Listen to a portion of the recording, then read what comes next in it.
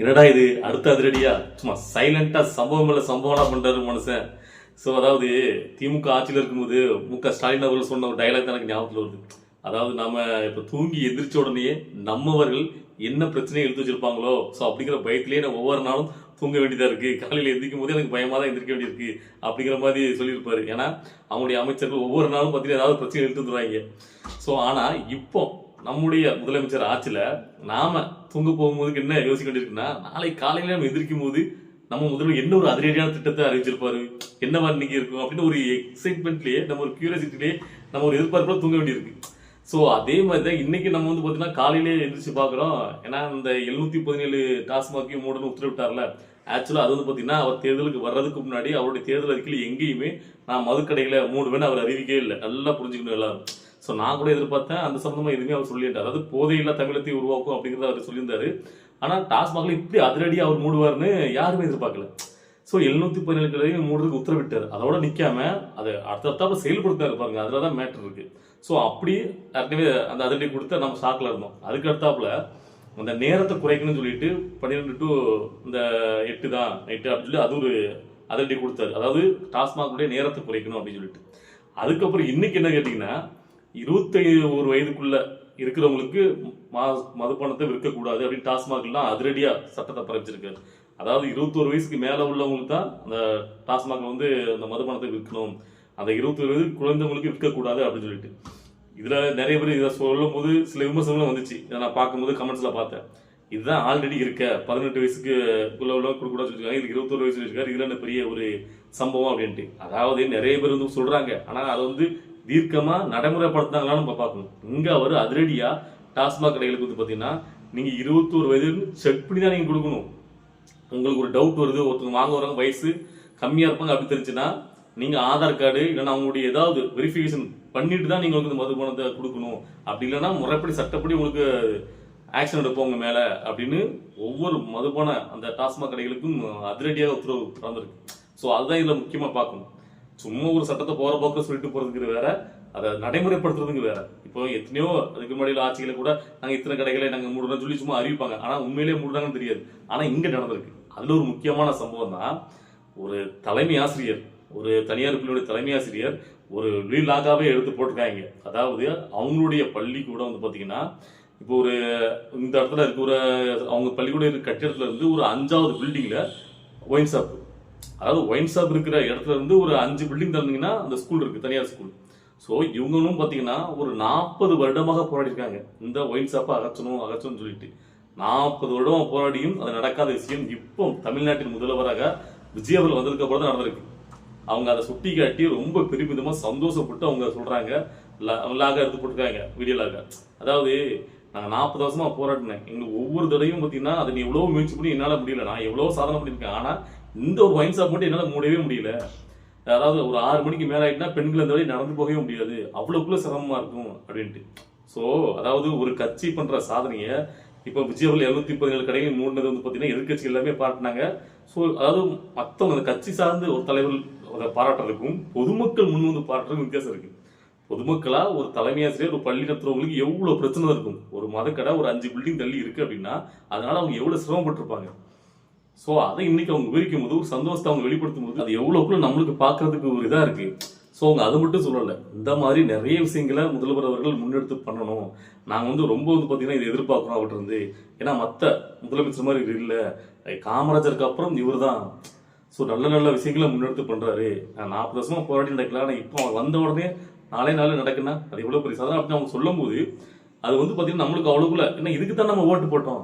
So நீங்க வந்து மக்களுக்காக ஒரு முதல்வர் வேணும், மக்கள் மனசை சந்தோஷம் குளிர வைக்கணும், அவங்களுக்கு எதிர்பார்த்த விஷயங்களை பண்ணி கொடுக்கணும் தான் நம்ம வந்து ஆசைப்பட்டோம்.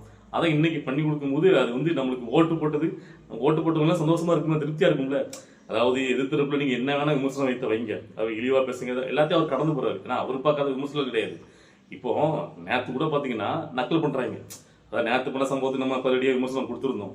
அதாவது சட்டமன்றத்தில் நடந்த விஷயத்துல அவர் வந்து பாத்தீங்கன்னா அந்த இடத்துல வந்து பதில் பேசல. அப்புறம் அவர் வந்து பாத்தீங்கன்னா போனதுக்கு அப்புறம் ரிப்ளை கொடுத்திருந்தாரு அந்த ட்விட்டர்ல, அதை பார்த்து நம்ம வந்து கூட வீடியோ போட்டிருந்தோம். ஸோ அதுக்கப்புறம் உதயநிதி ஒரு பதிலடி கொடுத்துருக்காரு. என்ன கேட்டீங்கன்னா, நான் சட்டமன்றத்தில் தான் உங்கள்கிட்ட நான் கேள்வி கேட்டேன், நீங்க என்ன வீட்டுக்கு போயிட்டு பதில் எடுப்புறீங்க அப்படின்னு நக்கலா. நான் என்ன சொல்றேன் கேட்டீங்கன்னா, அதுக்கு உதயநிதிட்ட அவர் சட்டமன்றத்தில் வச்சு பதில் கொடுக்கணும்னா நீங்க முதல்ல சட்டமன்றத்தில் இருக்கணும்ல. நீங்க தான் அதுக்கு முன்னாடியே பிடரிக்கால பின்னாடி அடிக்க ஓடி போயிட்டீங்களே. ஓடி போயிட்டு அப்புறம் என்ன உங்களுக்கு வந்து பாத்தீங்கன்னா பேச்சு வந்துக்கிறதுன்னு கேட்க. இல்ல தெரியாம இருக்கிறேன். சட்டமன்றத்தில் வெளியிட பண்ண வேண்டிய அவசியம் என்ன வந்திருக்கு?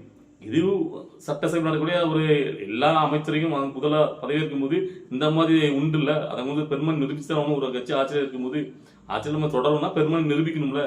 தேர்தல் முடிச்சதுக்கு அப்புறம் இது எப்பவுமே நடக்கிற விஷயம் தானே. இது வரைக்கும் வரலாற்றுல எந்த கட்சியுமே இப்படி எதிர்கட்சிகள் வந்து பிடரிங்கால பின்னாடி ஓடினதே கிடையாது. நீங்க சொல்ல வேண்டியதை மட்டும் சொல்லிக்கிட்டு அதனால ஓடினா அப்ப எதிர்த்தரப்புல என்ன சொல்றது கேட்டுட்டு போகணும். ஸோ நீங்களே இல்லாதப்போ அப்புறம் அவர் வந்து எப்போ சொன்னா என்ன உங்களுக்கு? இல்ல இப்போ எப்பவுமே சட்டசபையில ஏதாவது பாத்தீங்கன்னா ஒரு தீர்மானத்தை நிறைவேற்றுறாங்க. அந்த தீர்மானத்துல உடன்பாடு இல்ல எதிர்கட்சியில் அப்படின்னா வெளிநாடு பண்ணுவாங்க. ஏதாவது சண்டை போட்டு வெளிநாடு போவாங்க.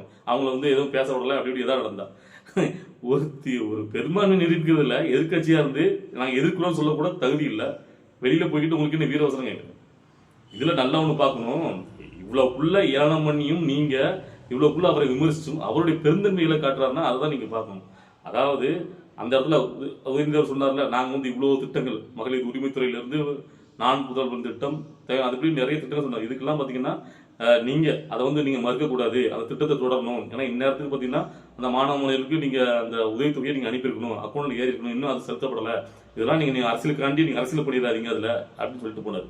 சோ அதை மனசுல வச்சுக்கிட்டு என்னதான் அந்த எதிர்கட்சியா இருக்கணும் நம்மளை கேவலமா ஏளனமா விமர்சிச்சாலும் அதெல்லாம் மனசுல வைக்காம அவர் தன்னுடைய அறிக்கையில பதில் அறிக்கை சொல்லணும்ல. அப்ப சொன்னாரு, போன ஆட்சியில தொடர்ந்த மக்கள் சார்ந்த திட்டங்கள் தொடரப்படும் அப்படின்னு அறிவிச்சது. அதை அறிவிச்சது மட்டும் இல்லாம இன்னைக்கு காலையிலேயே அந்த தமிழ் புத்தகம் திட்டம் அந்த படிக்கிற மாணவர்கள் ஊக்கத்தொகை இன்னைக்கு 1000 வரவு வைக்கப்பட்டிருக்கு. இதுக்கு எவ்வளவு பெரிய ஒரு மனசு வேணும். எதிர்கட்சிகள் இவ்வளவுக்குள்ள ஏழமா பேசியும் அந்த எதிர்கட்சி தரப்புல இருந்து அந்த தொடர்ந்த திட்டங்களை தொடர்றதுக்குங்கிறதுக்கு அதுக்கு வந்து தனியா ஒரு மனசே வேணும். இது ஏன் நான் சொல்றேன்னு கேட்டீங்கன்னா, நான் கூட நேற்று பேசும்போது முதல்வர் விஜய் அவர்கள் அவங்க கொண்டு வந்த திட்டங்கள் எல்லாத்தையும் தொடரணும் அவசியம் கிடையாது.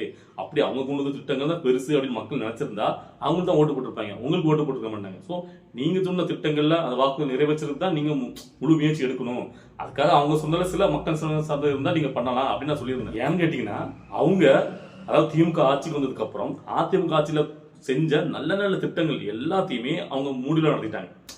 அதாவது அவங்க கொண்டு வந்த திட்டம் பேர் வாங்கிடக்கூடாது, நம்ம கொண்டு வந்த திட்டம் தான் பேர் வாங்கணுங்கிறதுல அம்மா உணவு திட்டம் நீங்க பார்த்துருப்பீங்க. உண்மையிலேயே ஜெயலலிதா அவர்கள் கொண்டு வந்த திட்டங்களே நல்ல ஒரு பேர் வாங்கினது அம்மா உணவு திட்டம். ஸோ நானும் அதில் நிறைய தடவை அதெல்லாம் பயனடைஞ்சிருக்கேன். ஸோ நம்ம வேலைவாய்ப்புக்காக நம்ம வந்து வெளியூருக்கு வந்து நம்ம கஷ்டப்பட்டு எடுக்கும்போது ஸோ அப்போ அதன் மூலியமா நம்ம சாப்பிட்ருக்கோம். ஸோ எனக்கு அந்த திட்டம் ரொம்ப ஒரு நல்லதாக தெரிஞ்சு. ஏன்னா பேச்சுலராக வெளியூர்ல வந்து வேலை பார்க்குறவங்களுக்கு ஃபேமிலியோட இருக்க மாட்டாங்க. ஸோ அப்போ அவங்க வந்து எவ்வளோக்குள்ள கஷ்டப்படுவாங்க, 3 வேளையும் சாப்பிடணும்னா ரொம்ப ரொம்ப கஷ்டம். ஸோ அது ரொம்ப நல்ல திட்டமா இருந்துச்சு. ஸோ அதே மாதிரி தான் அந்த தாலிக்கு தங்குங்கிற திட்டம். ஸோ உண்மையிலேயே அதனால ஏழைப்புறத்தில் உள்ள குடும்பங்கள் எவ்வளோக்குள்ள பயனடைஞ்சாங்க தெரியுமா? ஒரு கல்யாணத்தை பண்ணி வச்சு சரி அதுக்கப்புறம் ஏன்னா ஒரு வாரம் கழிச்சு தான் வரும், வந்தாலும் அதை வச்சு ஒரு சீர் பண்ணிடலாம். அந்த பிள்ளைக்கு வந்து குழந்தை பிறந்துச்சுன்னா அதுக்கு வந்து ஒரு தாய்மாமி சரி ஏதாவது ஒன்று அதனால கஷ்டப்பட்ட குடும்பத்தில் அதை பண்ணாங்க. ஸோ அவ்வளோக்குள்ள பயனடைஞ்ச திட்டத்தை அது பேர் வாங்கிட்டு அதிமுக அரசு பேர் வாங்குற ஒரே காரணத்துக்காக இவங்க வந்ததுன்னா அதை கேன்சல் பண்ணிட்டு ஸோ அதுக்கப்புறம் தான் பார்த்தீங்கன்னா அப்படி மாற்றி நான் படிப்புக்கு கொடுக்கேன், இந்த திட்டத்துக்கு கொடுக்க அந்த திட்டத்துக்கு கொடுக்குன்னு இவங்க பண்ணாங்க. இதே மாதிரி சொல்லிட்டே போகலாம். நிறைய திட்டங்களை அதிமுக பண்ண திட்டங்களை அழிச்சிட்டாங்க இவங்க பேர் வாங்கினதுக்காண்டி. ஸோ ஆனால் இதில் தான் முதல்வர் விஜயர்களை பாராட்டணும். என்னதான் எதிர்கட்சியாக இருந்து இவ்வளோக்குள்ள நம்மளை ஏளனம் பண்ணி கேவலப்படுத்தினாலும் அவங்க ஒரு கோரிக்கை வைக்காங்க. அது வந்து உண்மையிலேயே மக்களுக்கு பயனுள்ளதாக இருக்கும்போது நம்ம மாறி மாறி வந்து மக்கள் பணத்தை வீணடிக்க கூடாது. ஒரு திட்டம் அமலாக இருக்கும்போது அதனால மக்கள் பயனான திட்டத்தை மக்கள் நலசார்ந்த திட்டமாக தான் நான் நடைமுறைப்படுத்த சொல்லி சொன்னதோட மட்டும் இல்லாமல் இன்னைக்கு உடனடியாக அதை வந்து அக்கௌண்ட்ல வர வச்சா இருப்பாருங்க. ஸோ அது வந்து உண்மையிலே பெரிய விஷயம்.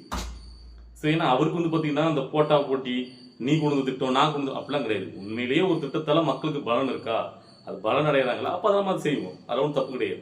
நம்ம மக்களுக்கு தானே வந்திருக்கோம், மக்களுக்கு தானே நம்ம வந்திருக்கோம் அப்படிங்கிறத அது வந்து நிறுத்திட்டே இருக்கிற ஒவ்வொரு செயலையும். ஸோ அதுதான் நம்மளுக்கு வந்து பார்த்தீங்கன்னா ரொம்ப ஒரு சந்தோஷமா இருக்கு. இன்னும் பார்த்தீங்கன்னா முதல்வர் விஜய் மேலே இந்த மரியாதை நம்மளுக்கு கூடுது அவர் இந்த மாதிரி பண்ணும்போது. ஸோ ஒரு பக்கம் நல்ல சில நேரங்களில் அவர் வந்து நம்மளுக்கு அதாவது எதிர்கட்சியினர் அந்த ரொம்ப வரம்பு மீறி பேசும்போது பதிலடி கொடுக்காம போறாரு அப்படின்னு கோவம் வந்தாலும், இன்னொரு பக்கம் அவர் தங்க மனசுக்காரப்பா என்னதான் விமர்சனம் பண்ணாலும் அதை தாண்டி மக்களுடைய நலனை மட்டும் கருத்துல வச்சு அதை பண்றாரு அப்படிங்கும்போது ஒரு பக்கம் சந்தோஷமா இருக்கு.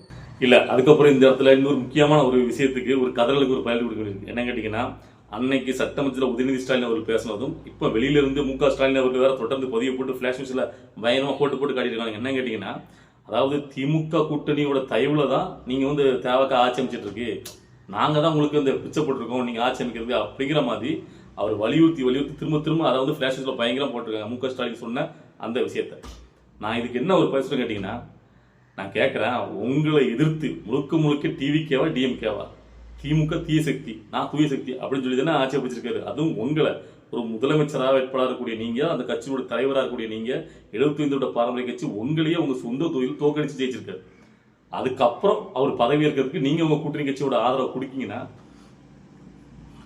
அவ்வளோக்குள்ள பெருந்தன்மையால நீங்க, நான் கேட்கறேன், அவ்வளோக்குள்ள ரோசம் இருந்துச்சுன்னா நீங்க உங்க கூட்டணி கட்சிகள் அவங்கள வந்து நீங்க ஆதரவு கொடுக்க வேண்டாம்னு சொல்லிக்கலாமே. எதுக்கு நீங்க அனுமதிச்சிங்க? அப்போ ஒன்று உங்க கண்ட்ரோல் அவங்க இல்லை. இன்னொரு விஷயம், அவங்கள நீங்க ஆதரவு கொடுக்க வச்சு பின்னாடி என்னென்ன சித்து விளையாட்டுலாம் பண்ண போறீங்கன்னு எங்களுக்கு தெரியும். ஏன்னா மற்றவங்களுக்குலாம் இது தெரியாமல் இருக்கலாம். என்ன கேட்டிங்கன்னா, இப்போ நீங்கள் ஆதரவு கொடுக்காம இங்கே வந்து பார்த்தீங்கன்னா 6 மாதம் கழிச்சு ஒரு மறுதேர்தல் வந்துச்சு அப்படின்னா மக்கள் பயங்கர ஒரு கொந்தளிப்பில் இருப்பாங்க. விஜயவர்கள் 234 தொகுதியும் ஜெயிக்க வச்சிருவாங்க. தேவக்கா பெரும்பான்மை ஜெயிச்சிடும். அப்புறம் எந்த காலத்துலையும் நீங்கள் வந்து எந்திரிச்சு கூட நிற்க முடியும், கட்சி வளரவே வளராது. ஸோ அது தெரிஞ்சுட்டு தான் நீங்கள் வந்து பார்த்தீங்கன்னா பெருசாக வந்து பார்த்தீங்கன்னா இது பெருந்தன்மை நடந்துக்கிற மாதிரி ஒரு சீனை போட்டிருக்கீங்க. இதுலேயும் நீங்கள் உள்ளடிவெல்லாம் நிறைய பார்த்தீங்க. அதாவது நம்ம மறுதேர்தலும் வரக்கூடாது, இவனை முதலமைச்சர் ஆகக்கூடாதுன்னா நம்ம வந்து அதிமுக கூட்டணி சேர்ந்து எடப்பாடியை முதலமைச்சராக வச்சுட்டு நம்ம மகன் துணை முதலமைச்சராக வச்சிடலாம். ஏன்னா நாம வந்து தோத்து போயிட்டோம், நம்ம எதிர்க்கட்சியாக செயல்படலாம். இப்படி ஏகப்பட்ட திட்டங்களை போட்டீங்க, எதுவுமே செல்லுபடி ஆகலை. ஏன்னா மக்களுடைய எதிர்ப்பு என்ன இருக்குன்னு கொஞ்சம் ஓரளவு தெரிஞ்சு போச்சு. இதில் வந்து பார்த்தீங்கன்னா பெருந்தன்மையை உங்களுடைய ஆதரவு தான் தேவை ஆட்சி அமைக்கும். நான் இப்போ சொல்கிறேன், உங்களுடைய ஆதரவே தேவையில்லை. அந்த 2 சீட்லையும் வாபஸ் வாங்க பார்த்துடலாம். ஏன்னா அங்கே தான் அதிமுக வந்து சேர்ந்துட்டேன். இல்லை என்னென்ன பேசுகிறாங்க பாருங்களேன். எனக்கு தெரிஞ்சு நீங்கள் ஆதரவு கொடுக்காட்டாலையுமே அவர் வந்து பார்த்தீங்கன்னா ஃபர்ஸ்ட் ப்ரிஃபரன்ஸ் உங்களுக்கு கொடுத்தாரு. அதாவது மதசார்பற்ற ஒரு சமூக நீதிக்குனால உங்கள் கூட்டணியில் கட்சிகள் கொடுத்தாங்க. இதே நீங்கள் ஆதரவு கொடுக்கலாம்னா என்டிஏகளை கேட்டிருந்தாலும் அவர் எப்போவும் முதலமைச்சராக இருப்பார். என்டிஏ அலையன்ஸ் கூட்டணி இருக்குல்ல, பாமக எல்லாமே இருக்குது. இப்போ அதிமுக எப்படி வந்து ஆதரவு கொடுத்தாங்க, இதை முதல்ல பண்ணியிருப்பார் அவர். உங்களை மாதிரி ஜவ்வா இழுத்து சீன் போட்டு இப்படி அவரை கடைசி நிமிஷம் வரைக்கும் அவர் வந்து பார்த்தீங்கன்னா கெடு விதிச்சு நாளையோட அந்த கவர்னர் கொடுத்த அந்த கெடு முடிய போதுங்கும் போது கடைசி நேரத்தில் தான் பார்த்தீங்கன்னா திருமாவளவன் அந்த ஆதரவு கொடுத்தார். ஸோ அந்த மாதிரிலாம் அங்கே பண்ணியிருக்க மாட்டாங்க. அதை கொடுத்துட்டு இப்போ உங்களை மாதிரி குத்தி காட்டி ஒரு சின்ன பழத்தனமாக பேசிட்டு இருக்க மாட்டாங்க. சரி, நீங்கள் என்ன வேணா பண்ணுங்க, பிரபஞ்சம் முடிவு பண்ணிட்டு இங்கே யார் ஆளும் தமிழ்நாட்டை அப்படின்ட்டு. ஸோ அது கரெக்டாக தன் வேலையை பண்ணிட்டு இருக்கு. அதாவது என்ன பொறுத்த வரைக்கும் ஒரு மன்னன் எவ்வளியோ அதன்படி தன் குடிமக்களும், இதை முதல்வர் விஜய் அவர்களே இதுக்கு முன்னாடி சொல்லியிருக்காரு. அதன்படி அவர் செயல்படுறாரு. அவர் கரெக்டாக இருக்கிற வரைக்கும் இந்த ஆட்சி சிறப்பாக செயல்படும் அப்படிங்கிறது நம்மளுடைய நம்பிக்கை. பார்க்கலாம். சரி, நீங்கள் இன்றைக்கி இந்த வீடியோ பார்க்கும்போது உங்களுக்கு என்ன சொல்லணும்னு தோணுச்சோ அதை நம்மளுடைய கருத்தில் கமெண்ட்டில் பதிவு பண்ணுங்கள். நம்ம அடுத்த அரசியல் நிகழ்வை பார்த்துட்டு நம்மளுடைய வீடியோ வரும். ஓகேவா? பாய்.